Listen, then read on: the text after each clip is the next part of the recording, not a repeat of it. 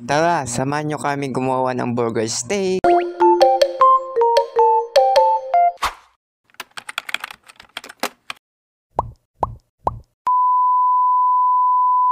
Hi guys! Welcome back to our channel. So, for today's video, samahan nyo naman kaming gumawa ng burger steak. Sakto naman, meron kaming stock ng meatloaf. Kaya, yun na lang ang gagamitin namin. Wala rin kasi kaming ulam ngayong gabi. Itong gagawin ko palang ito ay napanood ko lang sa Facebook. Inopen ko lang pala muna itong meatloaf. Dati pala, hindi ako marunong nito mag-open. Pero nung tinry ko lang ng tinry, madali lang pala siyang i-open. Kung mapapansin ninyo, yung bawang namin dyan, 3 na lang kasi yan na lang talaga yung natitira dun sa lagayan namin kasi hindi pa kami nakakabili. Binalatan ko na pala dito yung sibuyas tsaka yung bawang pero hindi ko sila hahatiin kasi i-grate ko na lang sila.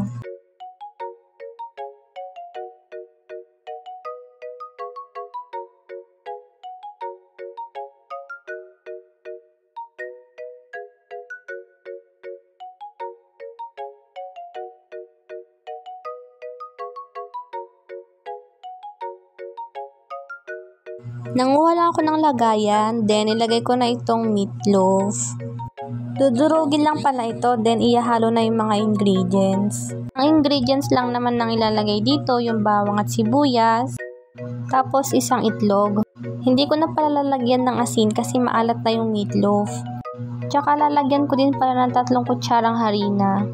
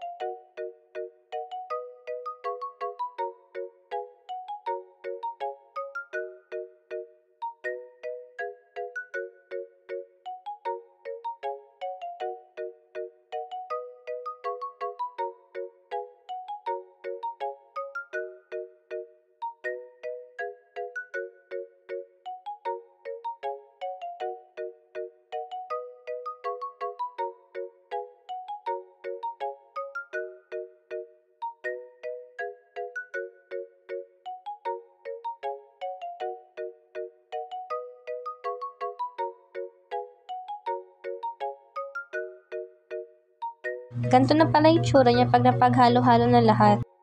Then, ipipirito na natin.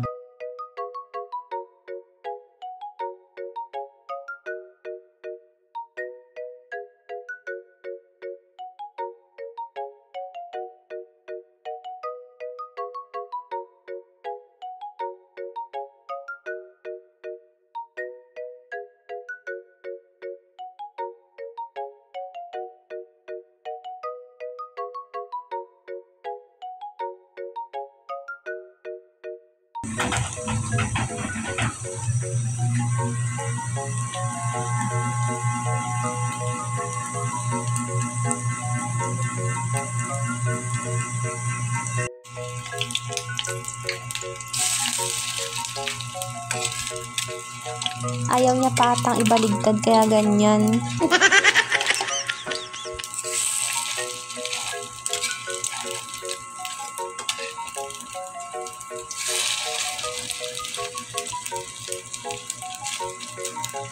Ito na pala yung last.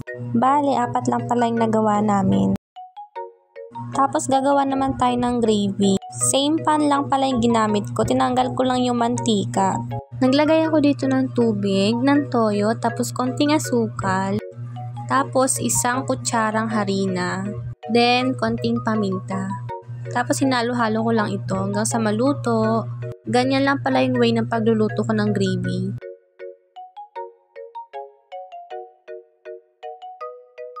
Yan, luto na ating burger steak na gawa sa meatloaf. Yun lang for today's video. Sana nagustuhan nyo. See you our next mini vlogs. Bye-bye!